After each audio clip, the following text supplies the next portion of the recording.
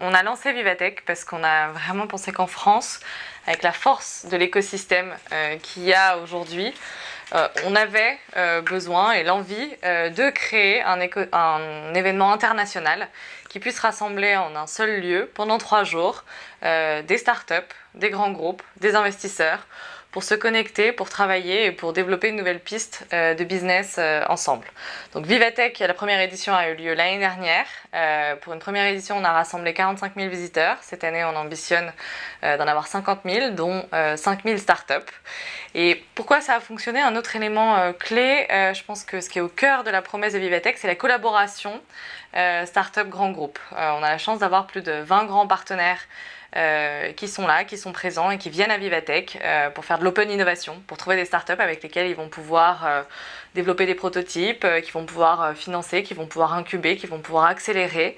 Et c'est cette envie-là, couplée à des startups particulièrement dynamiques, innovantes, qui sont présentes, qui fait qu'à l'issue de Vivatech, on a créé de nouvelles opportunités business et de nouveaux débouchés. Une des spécificités de Vivatech, c'est que ça se passe aussi sur 3 jours. Il y a 2 premières journées B2B, où là on est très focusé business, connexion start-up, grand groupe, investisseurs, et une 3e journée grand public. Cette 3e journée grand public, on est là pour diffuser l'innovation, la faire connaître au plus grand nombre, permettre aux jeunes, aux étudiants qui se préparent à rentrer dans la vie active, de se poser les questions et de se préparer à eux-mêmes créer une start-up, rejoindre une start-up ou rejoindre un grand groupe dans lequel ils auront les métiers qui vont contribuer à développer ce grand groupe et à le préparer pour le futur. Donc par exemple, on expliquera ce que sont les métiers de data analyst, de développeurs, etc.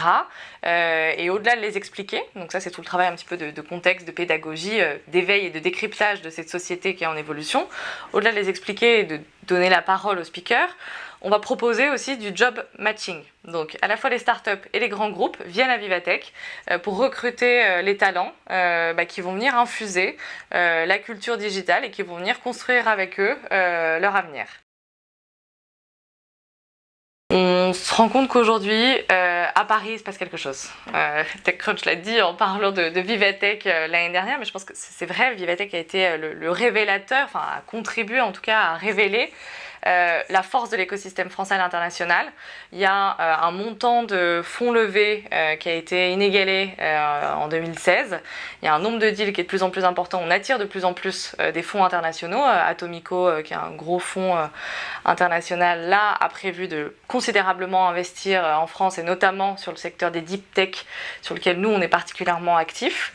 Et c'est ça, une des deuxièmes forces de l'écosystème français, c'est ces talents, ces chercheurs, ces étudiants, ces jeunes qui ont à la fois beaucoup d'envie, qui sont très bien formés. On a une richesse du tissu éducatif et universitaire en France qui fait qu'aujourd'hui on a des talents, des chercheurs, des mathématiciens aussi qui contribuent à développer des startups ultra innovantes et à la pointe sur les sujets d'intelligence artificielle notamment. Vivatech, ça se passe du 15 au 17 juin à Paris, à la porte de Versailles. L'open innovation, la collaboration Startup Grand Groupe, c'est vraiment la pierre angulaire de Viva Technologies. Nous-mêmes avons été surpris l'année dernière à quel point ça a bien marché. Je pense que c'est la rencontre entre 2 besoins. D'un côté, les grands groupes qui sentent qu'ils ont besoin de se transformer et de s'adapter à la révolution digitale et qui sentent qu'ils n'ont pas toutes les compétences en interne pour le faire et donc qui ont besoin des startups pour se transformer. Et de l'autre, les startups, particulièrement en Europe où il y a moins d'argent de la part des investisseurs, ont besoin pour leur croissance, pour trouver des clients, pour trouver des capitaux, certainement des très grands groupes qui existent en Europe. Et donc la rencontre entre les deux se matérialise sur beaucoup de formes différentes et notamment à Viva Technologies, on donne la possibilité à des grands groupes pendant 3 jours d'héberger une quarantaine de startups sur un lab et de travailler ensemble, de pitcher, d'avoir des ateliers de façon à derrière déboucher sur des partenariats concrets. Alors quand on regarde un peu plus dans le détail, sur quel sujet est-ce que les grands groupes attendent les startups? Le premier sujet, c'est l'expérience client. Là, on sent que l'expérience client se transforme totalement avec le digital, le mobile, et les grands groupes cherchent vraiment les compétences des startups dans ce domaine, comment personnaliser la relation client, comment connecter des choses qui ne sont pas connectées aujourd'hui, comment faire en sorte qu'on arrive à avoir vraiment une relation beaucoup plus forte et des nouvelles expériences. Ça, c'est le premier sujet. Le deuxième sujet, c'est vraiment le développement de nouveaux services, de nouveaux business models, où là aussi, les grands groupes cherchent des idées avec les startups. Cette année, par exemple, on voit qu'il y a beaucoup de problématiques autour des millennials. On a plusieurs marques qui cherchent à lancer des nouveaux services dédiés pour les millennials et qui veulent s'appuyer sur les startups pour le faire. Et puis, la troisième dimension de cette collaboration startup grand groupe, c'est tout ce qui est l'optimisation des process existants.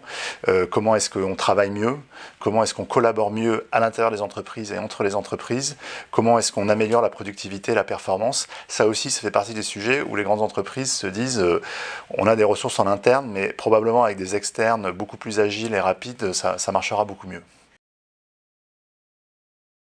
La première tendance qu'on voit, c'est tout ce qui a trait aux objets connectés, pas simplement en B2C, la maison connectée, mais aussi tout ce qui est industriel, les usines connectées, les réseaux connectés, réseaux de distribution d'électricité, d'eau, etc. Et la deuxième tendance aussi qu'on voit très forte, c'est tout ce qui est réalité augmentée et réalité virtuelle, et avec le même phénomène, c'est-à-dire que quand on pense à ça, en général, on pense à des sujets B2C, l'entertainment, le gaming, et en réalité, il y a de plus en plus d'applications qui sont des applications B2B. Par exemple, comment est-ce qu'on utilise la réalité virtuelle dans la formation continue, dans la prévention des accidents du travail. Là, de plus en plus, on voit qu'il y a une espèce de mélange entre B2B et B2C. Je pense qu'on a une certaine forme de hype en B2C, mais paradoxalement des applications qui deviennent très concrètes, avec des pistes de monétisation qui sont très réelles pour les startups en B2B. La troisième tendance qu'on constate et qu'on a pas mal vu au travers de tous les challenges déposés par NoGold, c'est vraiment autour de l'intelligence artificielle.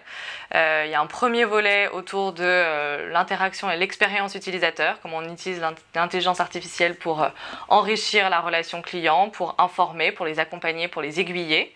Et le deuxième volet, c'est autour de rajouter de l'intelligence dans toutes ces datas qu'on a collectées. Ça fait des années que les entreprises collectent énormément de data. Là, on est arrivé à un stade où, au travers de l'intelligence artificielle et des solutions qui sont développées, on va trouver des applications concrètes et opérationnelles de toute cette masse de data qui a été collectée. De plus en plus de marques aujourd'hui utilisent des bots conversationnels pour aiguiller leurs usagers et leurs internautes dans le choix de leur service, dans l'enrichissement du service qui est apporté et pour avoir une relation aussi qui est de plus en plus individualisée et réactive.